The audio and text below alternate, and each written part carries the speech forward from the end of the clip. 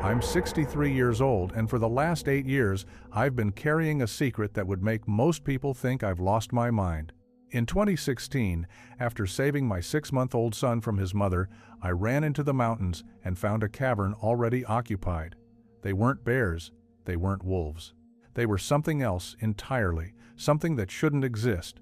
For 8 years, we honored an agreement, sharing space, rules, and silence while my boy grew up in their shadow. And then, one night in 2024, everything changed. When outsiders pushed too close and the pack answered. What happened that night still wakes me up gasping and shaking. I have journals, trail maps, and scars that line up with tracks. I buried evidence on the slope above the den. We are still watched. This is my confession before I die. Please read carefully and understand why we stayed hidden. My name is Marcus Webb. I spent 31 years as a conservation officer for the Montana Department of Fish, Wildlife, and Parks before lung disease forced me into early retirement. Chronic obstructive pulmonary disease, they called it. Too many years breathing campfire smoke, diesel exhaust, and mountain air so cold it burns going down. The doctors gave me oxygen tanks and a prognosis of maybe 18 months if I'm careful. Maybe a year if I'm not. That's why I'm writing this now. Not for forgiveness, I'm way past caring what people think of my choices. Someone needs to know what happened in those mountains before it dies with me. For 3 decades, I was the guy who debunked wildlife myths, investigated poaching operations, documented elk migration patterns, testified in court about predator behavior. I'd written citations to people who swore they'd seen grizzlies where grizzlies hadn't been in 40 years. Dismissed dozens of Bigfoot reports with polite skepticism and references to bear populations. In wildlife management, pattern recognition is everything. You learn to separate panic from reality, misidentification from genuine anomaly. I thought I understood animals. I understood territorial behavior, pack hierarchy, predator-prey dynamics. I'd handled wolves, tagged mountain lions, relocated problem bears, 31 years of field experience, and I'd never encountered anything that didn't fit into established taxonomic categories. I was wrong. My marriage ended in 2015, not cleanly. Jessica had struggled with addiction for years, prescription painkillers that escalated into something darker. I tried to help, tried interventions, treatment programs, ultimatums. Nothing worked. When she got pregnant, I thought maybe it would give her a reason to get clean. For a few months, it seemed like it did. Our son Daniel was born in February 2016. 6 months later, I came home early from a patrol shift and found her unconscious on the bathroom floor, with Daniel screaming in his crib, unchanged and unfed for God knows how long. The apartment reeked of chemicals I didn't want to identify. That night, I made a choice that would define everything that followed. I packed a bag, took my son, and disappeared into the mountains I knew better than any living person. I told myself it was temporary, just until I could figure out custody, legal options, a safe plan forward. I had no idea I was walking into something that would make custody battles seem trivial. August 3, 2016. The heat was oppressive even at elevation, humidity clinging to everything like a wet blanket. I'd hiked 12 miles into the Bitterroot Range using old survey maps I'd accumulated over decades of patrols. Areas too remote for casual hikers, too rugged for hunters to bother with. Places I'd marked over the years as potential emergency shelters. Daniel was strapped to my chest in a carrier, mercifully asleep despite the heat. I had maybe 3 days of formula, a water filtration system, and a vague plan to find shelter while I figured out my next move. The cavern entrance wasn't on any map I'd seen. I only found it because I was following a game trail that terminated at what looked like a rock face. Closer inspection revealed an opening partially concealed by fallen timber and deliberate stone stacking. Not natural rockfall stones placed with intention, creating a visual barrier that would discourage investigation. Every warning sign was there. I ignored all of them. Inside, the temperature dropped 20 degrees immediately. The passage widened after about 15 feet, opening into a chamber roughly 40 feet across. Natural limestone formation, multiple exit tunnels visible in the dimming light from my headlamp. And everywhere, the evidence of occupation. Scat piles in designated corners, gnawed bones stacked with unnatural precision, sleeping depressions in gathered pine bough bedding, and tracks. Christ, the tracks. 18 inches long, maybe 7 inches wide at the pad. 5 distinct toe impressions with claw marks extending 2 inches beyond, bipedal stride pattern. Gait width suggesting upright locomotion as primary movement. I'd spent 3 decades studying animal tracks. These didn't match anything in my mental database. The breathing started when I was still processing the tracks. Low frequency, controlled inhalation and exhalation echoing from deeper in the cave system, multiple sources. Not the random panting of animals, rhythmic, almost synchronized. Deliberate. I should have left. Should have backed out of that cave, hiked back to civilization, dealt with my domestic crisis through normal legal channels. But Daniel chose that moment to wake up and start crying. And the breathing in the darkness stopped completely. Silence heavier than any sound. Then movement. Not running or charging, careful repositioning. Shadows separating from shadows.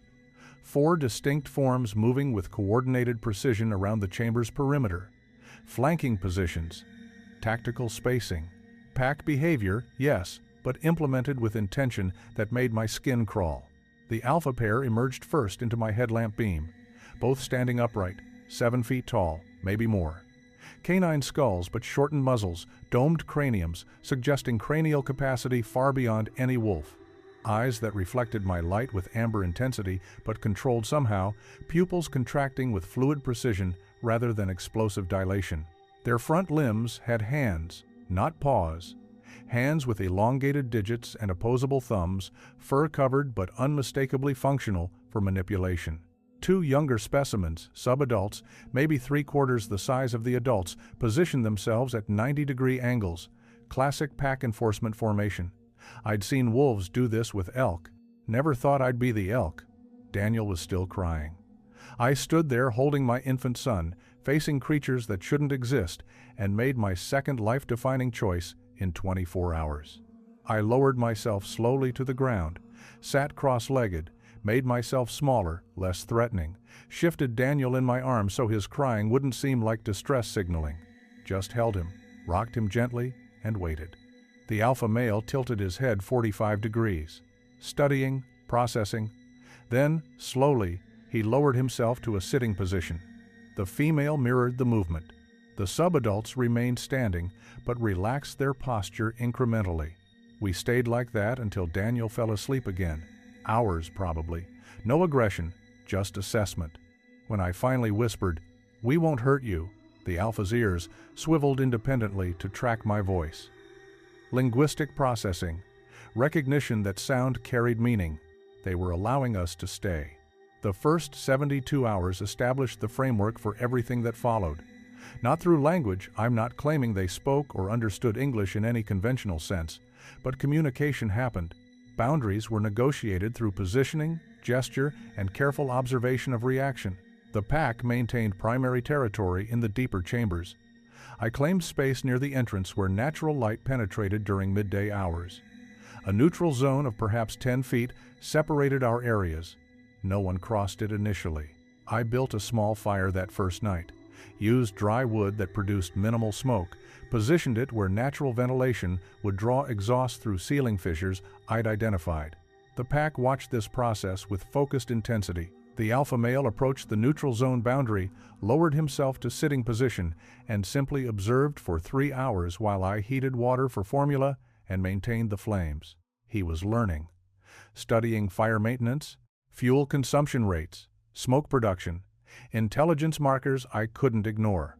On the second day, I left the cave to forage and retrieve cache supplies I'd hidden half a mile away during previous patrols. When I returned, I found one of the subadults sitting 15 feet from where I'd left Daniel sleeping in his makeshift bed of pine boughs and sleeping bag. Protective positioning. The subadult had stationed himself between the deeper cave system and my infant son. That detail still breaks something in my chest. By day 4, I was leaving small portions of my food rations at the neutral zone boundary before sleeping. Deer jerky, dried fruit, granola. The pack didn't touch it initially. Trust required demonstration over time. But on the 5th morning, I woke to find the food gone and a freshly killed rabbit left in its place, still warm, killed within the hour. Exchange, reciprocity, social contract formation. The female alpha began the mirroring behavior around day 6. When I sat, she sat. When I stood and stretched, she stood and performed similar stretching movements. When I tilted my head in confusion, she mirrored that too. Not mockery analysis. She was testing whether our body language operated on similar principles, whether we could communicate through shared gesture. I started deliberately slowing my movements, making my intentions visible before acting, reaching for my water bottle with exaggerated telegraph.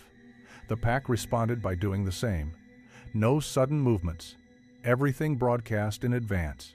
The covenant wasn't spoken, it was performed. We were negotiating cohabitation through behavioral demonstration. This is my space, that is yours, these are the rules, we acknowledge them, we honor them. By the end of week 2, we had established routine. I maintained the entrance area, kept the fire contained, managed my supplies. They maintained the deeper territory, hunted in the pre-dawn hours, returned with kills they processed in the back chambers. Daniel grew accustomed to their presence, the way infants accept any consistent environmental feature. The youngest subadult, I started thinking of him as Scout, began sleeping at the neutral zone boundary, equidistant between both families. Bridge position. His presence there felt deliberate, like the pack was offering reassurance. We won't cross while you sleep. This one will ensure it. I'd spent 3 decades studying pack hierarchy in wolves and coyotes. This was similar in structure, but implemented with cognitive sophistication that terrified me. These weren't animals operating on instinct. They were making decisions, strategic, reasoned decisions about how to share territory with a human and infant who'd stumbled into their home. Looking back, all the warning signs were there. Intelligence, this advanced, required consideration I wasn't equipped to provide. But Daniel was safe. We had shelter. And I was too desperate and too awed to question whether this arrangement could last. Winter arrived early that year. By October, snow was piling 3 feet deep outside the cave entrance. I'd established supply caches within a 2-mile radius during autumn, stockpiling enough formula, food, and fuel to last until spring. Every supply run required perfect timing, leaving only during the pack's hunting hours, returning before they did, maintaining the illusion of minimal human presence. The pack enforced sound discipline more strictly than I would have imagined possible. When Daniel cried, "Which infants do?" inevitably the alpha female would position herself at the entrance, blocking external sound propagation with her own body mass. When I needed to split firewood, Scout would emerge from the cave, scan the surroundings, and only give way when he was satisfied no other humans were within audible range. They were protecting us, protecting their secrecy, both. I started taking measurements. Scientific habit dies hard. The main chamber was roughly 40 feet in diameter, ceiling height varying from 8 to 12 feet. 3 exit tunnels, one leading to a natural spring chamber, one ascending to a concealed surface opening half a mile north, one descending into unexplored depth. Airflow patterns suggested connection to larger cave systems, creating natural ventilation that pulled smoke up and out without visible surface emissions. The den itself was probably 8,000 years old. Limestone formations indicating slow water erosion over millennia. But the pack's modifications were recent, perhaps decades, maybe longer. Stone arrangements for sleeping areas. Bone tools deliberately shaped for hide scraping. A small pool in the spring chamber that showed evidence of fish remains. They'd established infrastructure. My lungs were already showing strain by that first winter. The constant cave dampness, smoke exposure despite ventilation, and stress of maintaining hypervigilance took measurable toll. I developed a persistent cough that the alpha female tracked with obvious concern. When I doubled over coughing one evening, she approached to within 5 feet closer than she'd ever come and made a low vocalization I interpreted as inquiry. "Are you sick? Are you dying?" I wasn't ready to die yet. Daniel needed me. The ecological changes became impossible to ignore by November. Deer trails shifted dramatically, avoiding the entire valley system where our cave was located. Elk migration patterns detoured 3 miles east of their traditional route. Small predators, foxes, coyotes, bobcats vanished from the area entirely. The pack's territorial influence extended far beyond what their numbers should command. This wasn't just avoidance of predators, this was ecosystem-level respect. Fear passed down through generations of prey species. Knowledge that this territory belonged to something dangerous enough to warrant permanent exclusion. I kept detailed journals. Observations on pack behavior, Daniel's developmental milestones, weather patterns, supply consumption rates. I told myself it was professional documentation. Really, I think I was creating evidence, proof that this impossible situation was real, that I hadn't lost my mind in the mountains. The journals are hidden now in a fireproof safe buried 30 yards upslope from the original cave entrance. GPS coordinates locked in a safety deposit box my brother will inherit. He'll think I was crazy when he reads them. Maybe I was. By spring 2017, Daniel was walking. The pack watched his early attempts with focused attention, particularly Scout, who seemed fascinated by human developmental stages. When Daniel fell, which toddlers do constantly, Scout would tense, ready to intervene, then relax when I helped Daniel up. Learning our parenting behavior, understanding family structure. This wasn't hiding anymore. This was residency. We had become part of the pack's environmental calculation. Accepted, integrated. The question I wasn't ready to confront was whether we could ever leave. By Daniel's first birthday in February 2017, the boundaries between our two families had blurred in ways I couldn't have predicted. Scout had essentially assigned himself as Daniel's proximity guardian. Whenever Daniel was awake and mobile, Scout positioned himself within 10 feet, tracking every movement with alert intensity. I watched my son learn to navigate cave terrain by following Scout's movement patterns. The particular way Scout tested loose stones before committing weight. How he used his hands for balance on steep sections. Daniel, at 14 months, was mimicking behavior from a creature that shouldn't exist, and doing it so naturally it broke my heart. The pack's teaching behavior became more obvious as I learned what to look for. The alpha pair would demonstrate hunting techniques to the subadults using retrieved kills, showing optimal bite placement, joint manipulation for separation, hide removal methods, complex skills transmitted through deliberate instruction, not just instinct. In May, I made the mistake of trying to contact the outside world. Hiked to a ridge 3 miles east where I'd previously gotten cell reception. Started to compose a text to my brother. Just something vague about being alive, being safe, staying away for Daniel's protection. I didn't send it. Couldn't, because explaining why I was alive meant explaining where I was living. And explaining that meant exposing creatures who'd protected my son with more dedication than his own mother ever showed. I turned the phone off and hiked back. Scout was waiting at the perimeter of the cave's territory, posture indicating he'd tracked my entire journey. The alpha male emerged from the cave entrance. They'd known I left, known I might betray them, and they'd let me go anyway, trusting I'd return. That trust was a heavier burden than any legal obligation. The first near discovery happened in June. Hikers, a couple in their 30s with expensive gear and overconfident navigation. They passed within 200 yards of the concealed entrance. I was inside with Daniel, frozen in absolute silence, watching the pack implement total blackout protocol. All movement ceased, breathing synchronized into barely perceptible rhythm. The alpha male positioned himself at the entrance in perfect stillness, a living statue that could have been mistaken for rock formation in shadow. Scout covered Daniel and me with his own body, adding mass to visual disruption.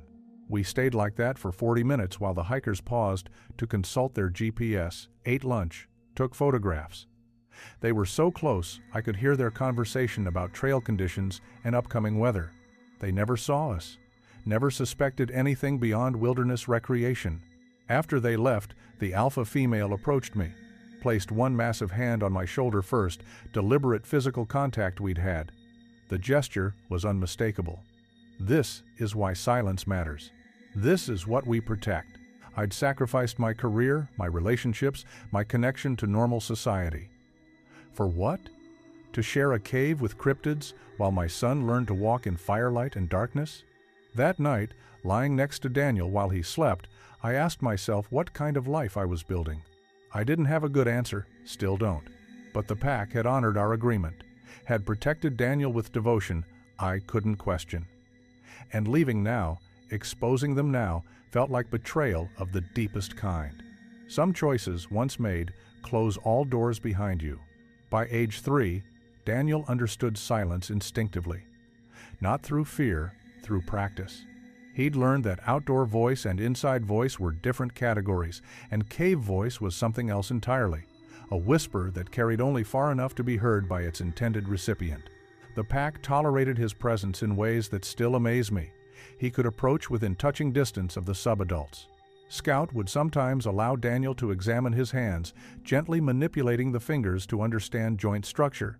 Patient beyond anything I'd expect from a wild predator. I documented tool use extensively during this period. The alpha male used rocks to crack elk bones for marrow access, selecting stones by weight and edge configuration. The female shaped sharp stones for hide processing, demonstrating preference for specific angles. Deliberate manufacture, not opportunistic use. Their vocal communication showed structural patterns I couldn't fully decode. Different sounds for different contexts. Warning calls distinct from contact calls. Individual identification markers. Scout had a particular low-frequency rumble he made when approaching Daniel announcement, not threat. My health continued deteriorating. Pneumonia hit me hard in January 2018, fever pushing 104 degrees, coughing blood, unable to stand for 3 days. The pack's response was extraordinary. The alpha female brought water to neutral territory. Scout maintained constant watch over Daniel while I was incapacitated. They adjusted their hunting schedule to ensure someone was always present. When I finally recovered enough to sit up, I found fresh kill meat at the neutral boundary. Not whole animals, prepared portions, backstrap from what looked like deer, already processed. They'd fed me, sustained me through crisis. I started teaching Daniel his letters using a children's book I'd packed in our original flight. The alpha female would watch these sessions with tilted head and focused attention. She was observing teaching methodology, understanding that humans transmitted knowledge through symbolic representation. That observation terrifies me more than any moment of potential violence. Intelligence capable of recognizing abstract symbolic learning is intelligence capable of culture, of cumulative knowledge transfer across generations, of civilization. What kind of life was I building for Daniel? He was 4 years old and thought living with cryptids was normal, thought Scout was family, had no memory of human society beyond me. When he asked questions about his mother, I gave vague answers about her being sick, being unsafe, being somewhere we couldn't go. I didn't tell him we were hiding, didn't tell him that the outside world would react to our family with horror and fascination and violence. That truth could wait until he was older. If we survived that long, isolation was complete by year 3. I hadn't seen another human in 30 months, hadn't spoken to anyone but Daniel. My brother had probably filed a missing persons report. Jessica had likely moved on, or worse. My former colleagues at Fish and Wildlife had probably held a memorial service for the guy who disappeared into the mountains with his infant son. I was legally dead, practically invisible, and spiritually exhausted, but Daniel was healthy, safe. Growing up strange, yes, but growing up loved. The pack ensured that. Some nights I'd lie awake wondering what I'd become, what compromise I'd made, whether protection justified erasure. I still don't know. The first trail camera appeared in spring 2019. I found it during a supply run, mounted to a tree about a mile from our territory. Commercial unit, probably left by hunters scouting for elk season. I disabled it immediately, removed the SD card, buried the whole thing under rocks. 2 weeks later, 3 more cameras appeared at different locations. Someone was grid searching the area. The pack detected the cameras before I did. Started dismantling them systematically, not destroying, removing. They'd approach from angles that avoided triggering motion sensors, use rocks to break mounting straps, carry the units deeper into the woods. Tactical problem solving that showed understanding of surveillance technology. By summer 2020, amateur cryptid researchers had discovered the area. I found evidence of organized searches, preset GPS waypoints marked on trees, recording equipment in weatherproof boxes, acoustic monitoring arrays. Someone had heard something, seen something, decided to investigate. The pack's response escalated. They began active territory defense. destroyed equipment more aggressively. Left intimidation markers, claw marks on trees at 8-foot height. Scat piles deliberately placed on trail intersections, kill sites positioned where researchers would find them. The close call came in September 2020. Hunters, 3 men with rifles and dogs. The dogs picked up scent and started baying, pulling their handlers directly toward our cave system, 200 yards out. Then 100. I was inside with Daniel, heart hammering so hard I thought I'd pass out. The pack implemented full defensive formation. Alpha male at entrance, female and subadults at secondary positions. Scout covering Daniel and me with his body mass. The lead dog broke through underbrush 50 yards from the entrance, pulling hard against its leash. Saw the alpha male. The dog's baying changed pitch terror, replacing hunting excitement. It spun, tangled its handler, created chaos that bought us precious seconds. The handler cursed, fought the leash, started to follow his dog's line of sight. The alpha male didn't move, didn't growl, just stood there in the entrance shadow, motionless as stone. From 50 yards, in dappled forest light, he could have been a rock formation. A trick of shadow and expectation. The hunter stared for maybe 10 seconds, long enough that my vision started tunneling from held breath. Then his companions called from behind, something about heading east to a better drainage, and he turned away. We'd been seen. And dismissed, misidentified. Saved by human tendency to rationalize impossible observations into familiar categories. After they left, I vomited from pure adrenaline collapse. Shook so hard I couldn't stand for 20 minutes. Daniel was crying, scared by my fear, by the dogs, by the tension radiating from every creature in the cave. Scout stayed pressed against us for hours, protective contact that felt like apology. I'm sorry we brought this danger into your life.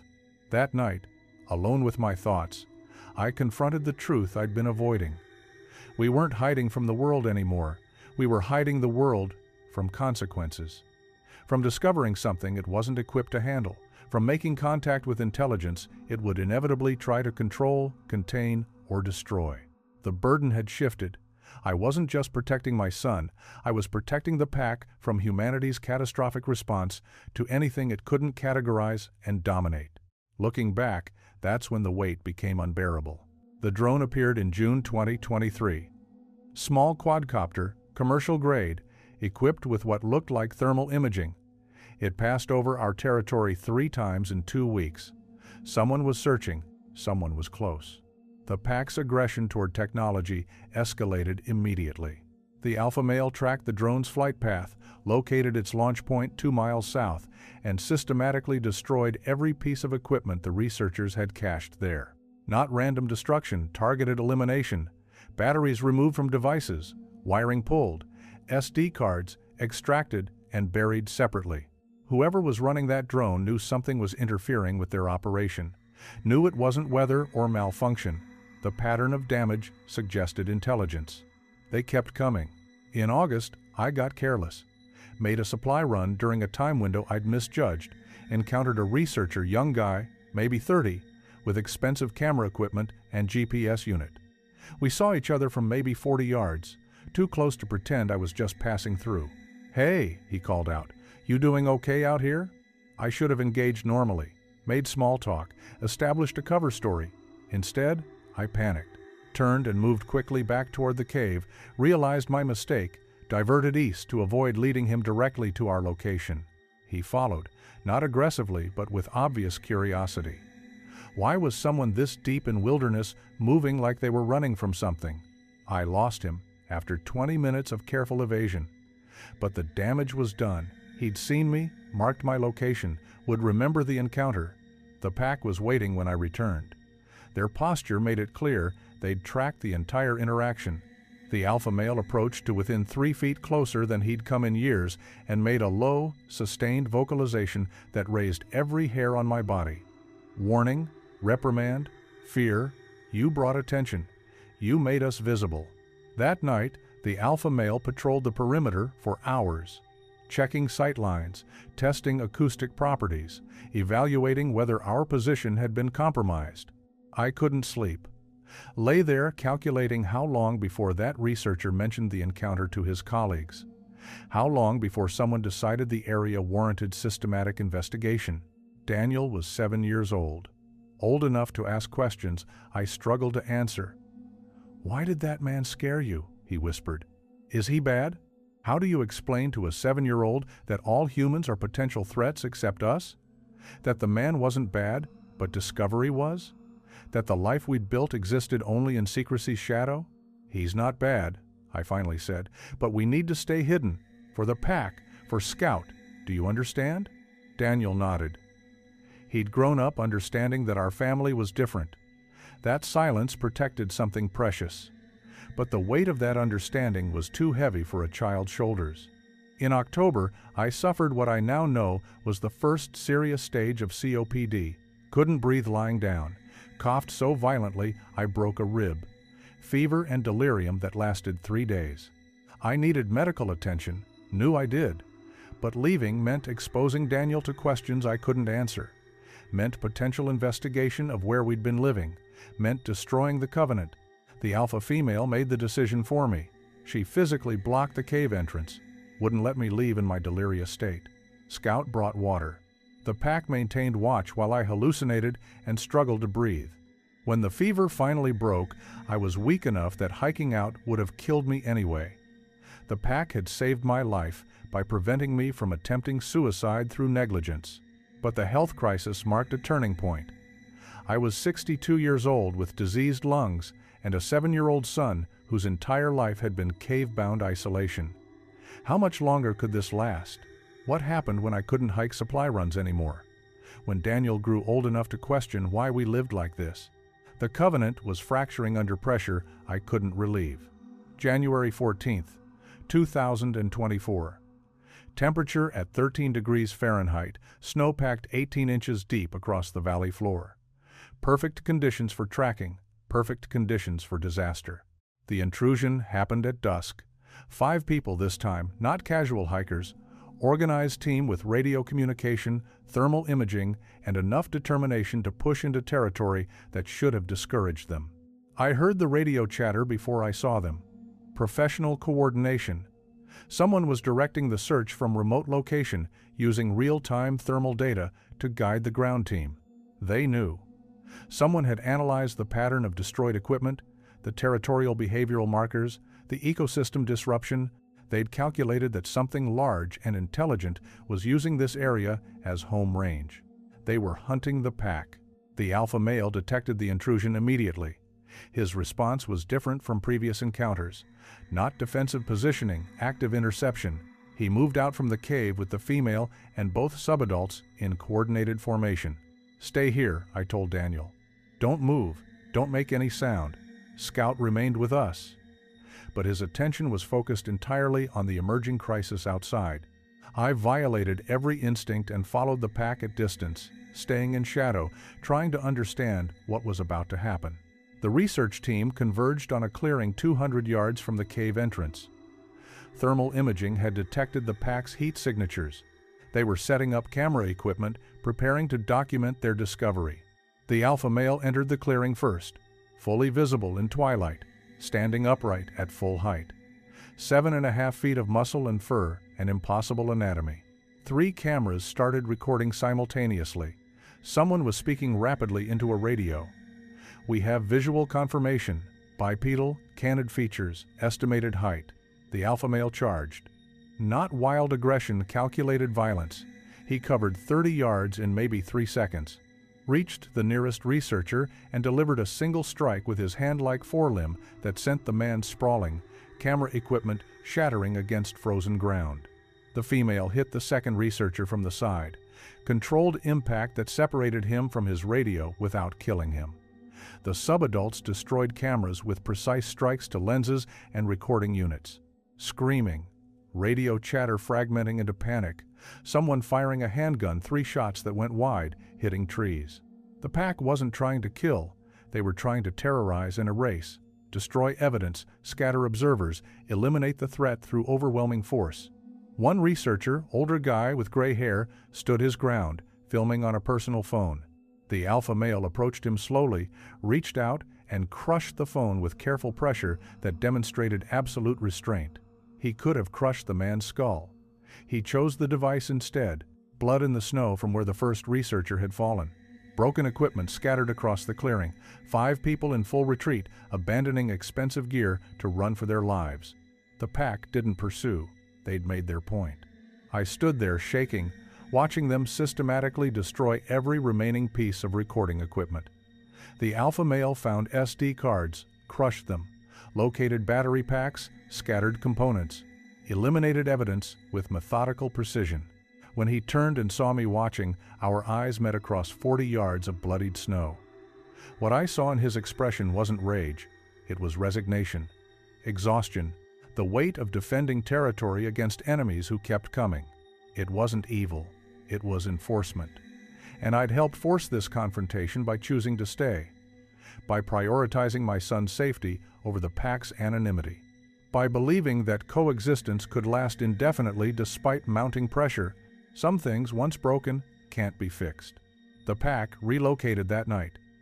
Deep emergency protocol I'd never seen them implement. They gathered essential resources, marked the cave entrance with chemical deterrents I could smell but not identify, and moved Daniel and me through the ascending tunnel to a secondary den system 3 miles north. The new location was smaller, darker, less developed. Emergency shelter, not permanent home. We stayed there for 6 days while the pack monitored our old territory. Daniel was traumatized by the sudden displacement. 7 years old and confused about why we had to leave the only home he remembered. Scout stayed close to him constantly, offering physical comfort I couldn't provide while I struggled to process what came next. The researchers had survived, that much was clear, but they'd been injured, equipment destroyed, evidence eliminated. The question was whether they'd return with authorities, larger teams, weapons. On the 7th day, the alpha male made it clear we couldn't stay with the pack anymore. Not through aggression, through grief. He approached our sleeping area, placed fresh kill meat at the boundary, and then turned his back. Deliberate signal, take this, leave. We'd become too dangerous. Our presence had drawn attention that threatened the pack's survival. The covenant was broken not by violence, but by impossible circumstance. I packed what little we had, Daniel cried, reaching for Scout, who stood rigid at the boundary line. The subadult made a sound I'd never heard before, low, mournful, sustained, goodbye. We left through the ascending tunnel, emerged into January cold and uncertain future. I buried the journals 30 yards upslope from the original cave entrance.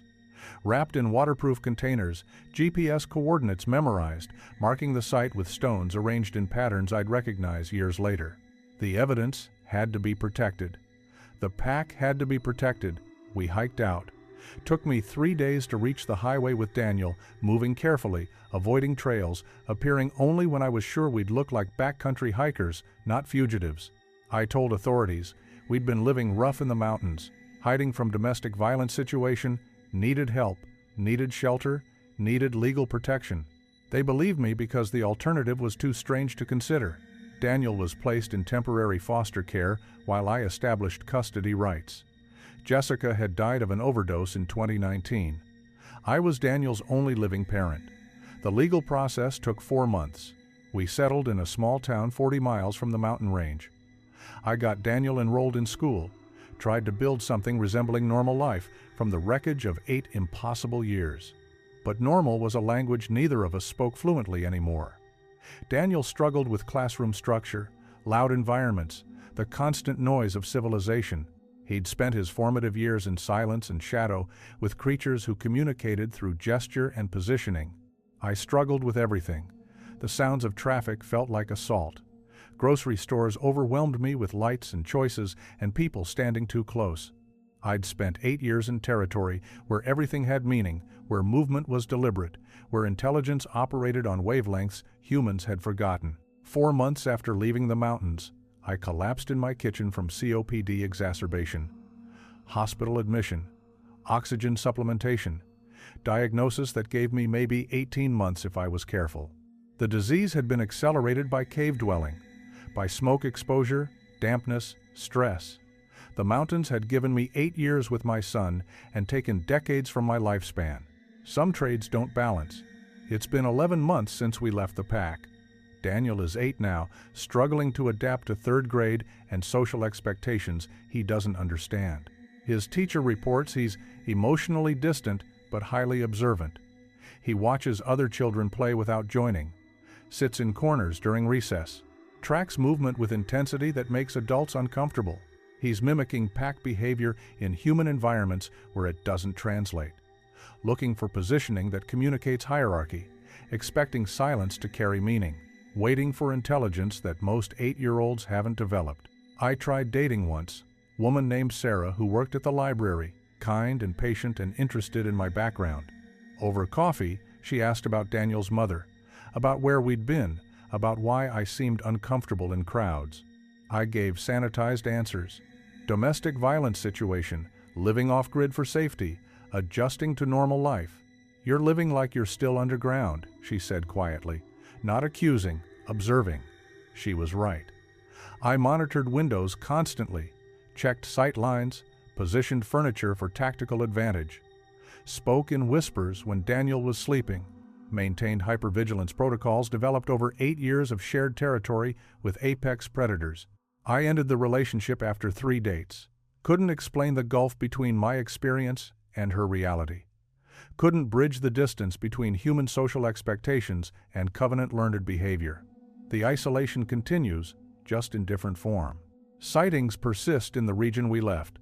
Hunters reporting massive tracks, hikers claiming they saw something watching from ridgelines, trail cameras capturing blurred shapes that analysis can't explain. The pack is still there, still defending territory, still remaining invisible to those who can't recognize what they're seeing. I monitor reports obsessively, track patterns, note locations, make sure no one gets close enough to force another confrontation. My health worsens steadily. Oxygen tank required for any exertion, lung capacity declining monthly. The doctors are surprised I'm still functional. I'm not ready to explain that survival instinct developed over 8 years doesn't fade just because circumstances change. Daniel asks about Scout sometimes, carefully. He knows better than to ask in public, but at home, in quiet moments, he'll say things like, "I wonder if Scout still remembers us," or, "Do you think the pack is okay?" I tell him I'm sure they're fine, that they're smart and careful and capable of protecting themselves, that Scout probably thinks about him too. I don't tell him I buried evidence that could expose them. Don't tell him that someday, when I'm gone, someone might find those journals and make choices I can't predict. Don't tell him that I wake up gasping from dreams where the alpha male turns his back again, over and over, ending our covenant with gesture I couldn't prevent. Some relationships don't end. They fracture. Leave pieces embedded too deep to extract without causing more damage. November 2024. I drove back to the ridgeline yesterday, took Daniel with me, told him we were visiting the mountains, seeing where we used to live, honoring memories. We parked 3 miles from the original cave site, hiked in slowly, my oxygen tank in a backpack, Daniel navigating terrain he remembered despite 8 years and considerable growth. The cave entrance was still sealed, the pack's chemical deterrence had faded, but the territorial markers remained. Claw marks on trees, scat piles positioned deliberately, kill sites carefully placed. Active territory, still defended. We sat on the ridge above the den for 2 hours. Didn't approach closer, didn't risk intrusion. Just sat and watched the valley while Daniel pointed out landmarks he remembered. "There's where I saw that elk in summer," he said. "There's where Scout showed me how to find good climbing rocks." He remembered. 8 years old, and his formative memories involved a creature that science claims doesn't exist. As sunset approached, I heard it. Low-frequency howl from deep in the valley system. Not wolf, not coyote, something other. The sound carried weight and intelligence and distance that made my chest constrict. Daniel grabbed my hand. "Was that?" "Yeah," I said quietly. "That was them." Answer, acknowledgement. "We see you. We remember." The pack was still there, still surviving, still maintaining covenant with territory and secrecy that humans kept threatening. We hiked out before full dark. Daniel was quiet, processing. I was exhausted, lungs protesting the elevation and exertion. Back in the truck, he asked the question I'd been dreading. Why did we have to leave? I took a long breath from the oxygen tank, considered how to explain choices I still wasn't sure were right. Because staying put them in danger, I finally said. Because people were getting too close. Because the pack protected us for 8 years, and the best way to protect them was to leave. Will they be okay? I think so. They're smart. Careful. They know how to stay hidden. Do you ever wish we'd stayed? Every day. Every single day. Sometimes, I said instead, but you needed a chance at normal life. School, friends, growing up around humans. The cave couldn't give you that. Daniel nodded, looked out the window at the darkening mountains. I miss Scout. I know, buddy. I miss them too. We drove home in silence. Both of us carrying weight we couldn't share with anyone else. Both of us changed by experience that left scars no doctor could see. The journals remain buried. GPS coordinates locked in safety deposit box with instructions to my brother. If he finds them after I die, he'll make his own choices about what to do with impossible evidence. I hope he burns them. Hope the pack's secrecy remains absolute. Hope Daniel grows up and builds normal life despite everything I subjected him to. Hope is about all I have left. I'm writing this confession in November 2024 with 18 months of medical prognosis already exceeded by 2 months. The disease progression slowed, possibly from reduced stress, possibly from stubborn refusal to die before telling this story. What I learned over 8 years in those mountains isn't about proving cryptids exist. The evidence is there, buried, protected, waiting for discovery I hope never comes. What I learned is about coexistence and the catastrophic cost of human contact with intelligence we don't control. The pack didn't need us.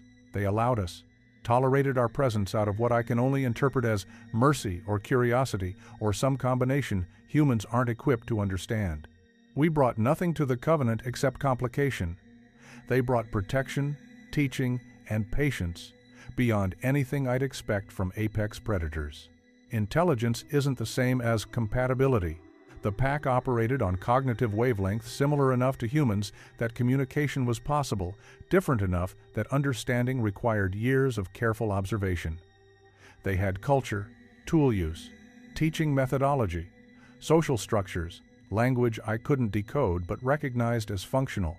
They weren't animals. But they weren't human either. They were other. And humans have catastrophic track record with other. If those researchers had succeeded in documenting the pack, what would have followed? Government, investigation, academic study, containment attempts. The pack would have become specimens, property, resources to be controlled and exploited. I protected them by staying silent, protected Daniel by leaving, protected myself by carrying this knowledge in isolation that consumed every relationship I might have built. The wilderness holds secrets. Some are geological cave systems extending miles underground, connecting ranges through passages humans haven't mapped. Some are ecological predator-prey relationships operating on scales we haven't recognized. And some are cognitive, intelligence that evolved separate from human lineage. Species that learned to remain invisible not through lack of presence, but through deliberate strategy. Creatures smart enough to recognize that discovery means destruction. Daniel will read this someday, when I'm gone and he's old enough to process what our first 8 years together really meant. I hope he forgives me for the isolation, for raising him in darkness and silence, for building family structure that could never withstand exposure to normal society. I hope he remembers Scout's patience, the alpha pair's protection, the covenant we honored until circumstances made it impossible to maintain. I hope he understands that some things are worth protecting even at catastrophic personal cost. The pack is still out there, still defending territory, still raising young who learn secrecy as survival skill. They've persisted for thousands of years by remaining invisible, by avoiding humans or eliminating evidence when avoidance fails. They don't need discovery, don't need classification, don't need human acknowledgement of their existence. They need to be left alone. This is my warning more than my confession. To researchers, investigators, curious amateurs who track patterns and anomalies, some mysteries are protective rather than descriptive. Some secrets serve purpose beyond human knowledge. The wilderness holds intelligence we don't control. Some of it has teeth, Some of it has mercy. Some of it has both. I was granted 8 years of proximity to something extraordinary. Something that changed me, changed my son, changed my understanding of what intelligence means and what coexistence costs. And then I left. Because protection sometimes requires absence. Because love sometimes means walking away. Because the covenant couldn't survive contact with the world that would destroy what it couldn't contain. Scout, if you're still out there, we remember. We honor what you taught us. We keep the silence. The evidence is buried on the slope above the den. GPS coordinates locked away. Instructions written. Choices deferred to those who come after me. I hope they choose secrecy. I hope they choose mercy. I hope they recognize that some covenants transcend species, that some family bonds form across impossible distances, that intelligence deserves respect regardless of whether it speaks our language or fits our categories. The wilderness holds secrets. Some have teeth. Some have honor. Some have both.